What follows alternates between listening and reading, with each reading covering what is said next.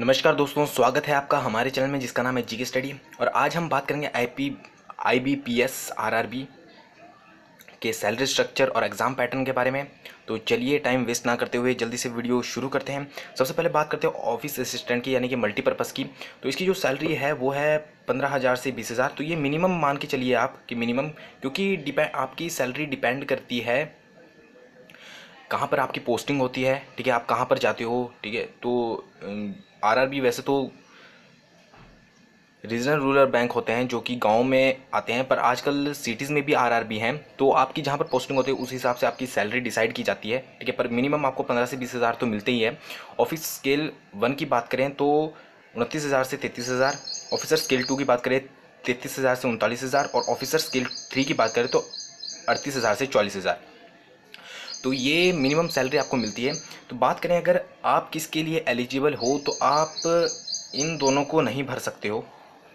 ठीक है, भर तो सकते हो, कहीं भर सकते हैं, क्योंकि इसमें एक्सपीरियंस मांगा गया है। कोई सीए हो या लॉ करा हो, उसमें एक्सपीरियंस है किसी को 3 ईयर्स का। ठीक है, या इसमें फिर 5 ईयर्स का, तो वो इनको भर सकते हैं। बाकी जिन्होंने ग्रेजुएशन की है वो इन दोनों को भर सकते हैं और दोनों फॉर्म को फिल कर सकते हैं। सैलरी भी अच्छी है, तो आप फिल कीजिए। लास्ट डेट 1 अगस्त ही है लास्ट डेट। अब बात करते हैं इसके एग्ज़ाम पैटर्न की। इसका एग्ज़ाम पैटर्न कैसा होगा, तो ऑफिस असिस्टेंट से तो इसमें जो एग्ज़ाम होगा वो 2 में होगा, प्री प्लस मेंस। ठीक है, तो ऑफिस असिस्टेंट में कोई भी इंटरव्यू नहीं है पर्सनल, जबकि जो ऑफिसर स्केल 1 है उसमें एक पर्सनल इंटरव्यू होगा।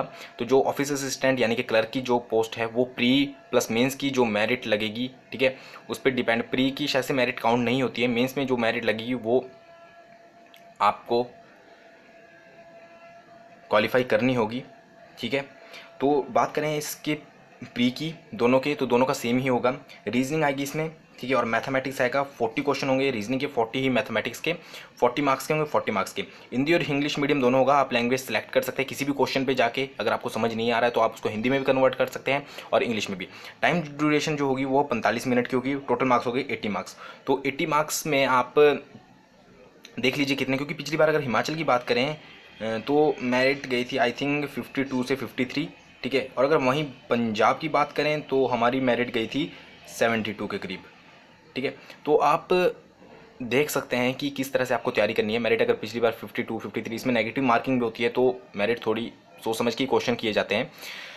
तो ये है प्री जो आएगा। अगर आप इसमें क्वालिफाई करते हो तभी आप मेंस में बैठते हो। अगर बात करें मेंस की, मेंस में क्या क्या होगा, तो मेंस में आएगी हमारे पास रीजनिंग 40 क्वेश्चन जो कि 50 मार्क्स होंगे। इसमें मार्क्स अलग अलग हैं, ठीक है, जबकि क्वेश्चन का नंबरिंग अलग है और मार्क्स अलग हैं। जनरल अवेयरनेस की बात करें तो 40 क्वेश्चन आएंगे 40 मार्क्स के। न्यूमेरिकल एबिलिटी की 40 क्वेश्चन 50 मार्क्स के। इंग्लिश लैंग्वेज और हिंदी लैंग्वेज 40 और 40 मार्क्स के। तो ये आपके पास ऑप्शनल है, आप इनमें से 1 चूज़ कर सकते हो, या आप तो आइदर आप हिंदी चूज़ करोगे और इंग्लिश सब्जेक्ट चूज़ करोगे। कंप्यूटर की बात करें तो 40 क्वेश्चन आएंगे 20 मार्क्स के, तो टोटल 200 मार्क्स का होगा जो कि 2 आवर्स का होगा। तो अगर आप प्री क्वालिफाई करते हो तभी आप मेंस में आओगे।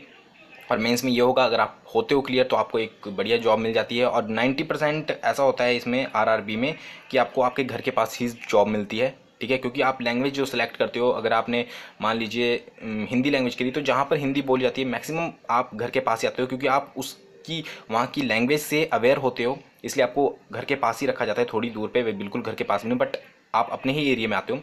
तो एक अच्छी अपॉर्चुनिटी है आप लोगों के लिए। ठीक है, तो जिसने फिल नहीं किया वो फिल कीजिए।